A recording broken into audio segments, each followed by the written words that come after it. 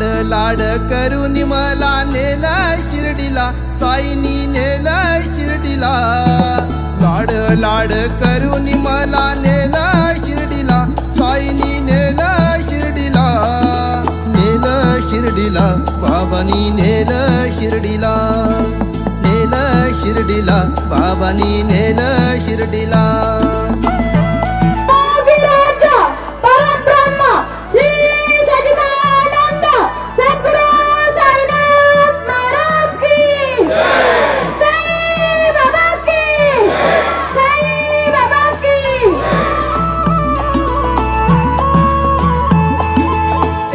ध्यास तुझाच वास राम नामात साई, साईची छाया कृपेची माया मायेने चालत पायी.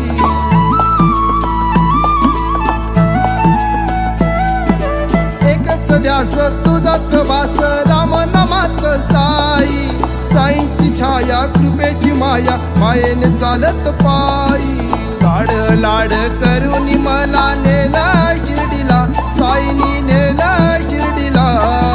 नेलं शिर्डीला बाबांनी नेलं शिर्डीला, नेलं शिर्डीला बाबांनी नेलं शिर्डीला.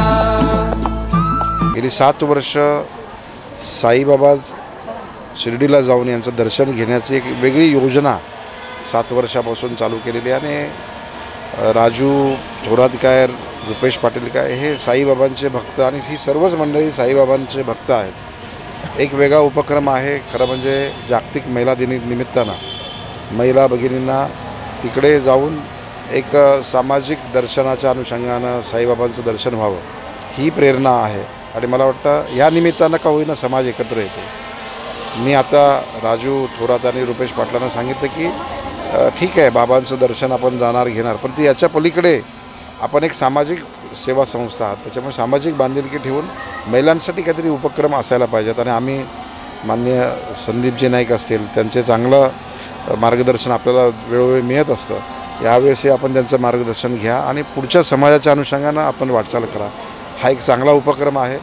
ह्या निमित्तानं लोक जातील शिर्डीला, तिथे दर्शन होईल, एक मानसिक समाधान आहे आणि ते समाधान मिळेल. शिर्डी आता प्रचंड बदललेली आहे.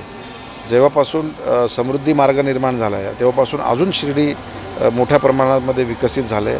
मी सर्व साई भक्तांना शुभेच्छा व्यक्त करतो. तुमचा प्रवास सुखाचा हो आणि त्या साईबाबांच्याकडून दर्शन घेऊन आल्यानंतर अनेक चांगल्या प्रकारच्या सामाजिक कार्य आपल्याकडून घडो अशी राजूजी यांना शुभेच्छा व्यक्त करून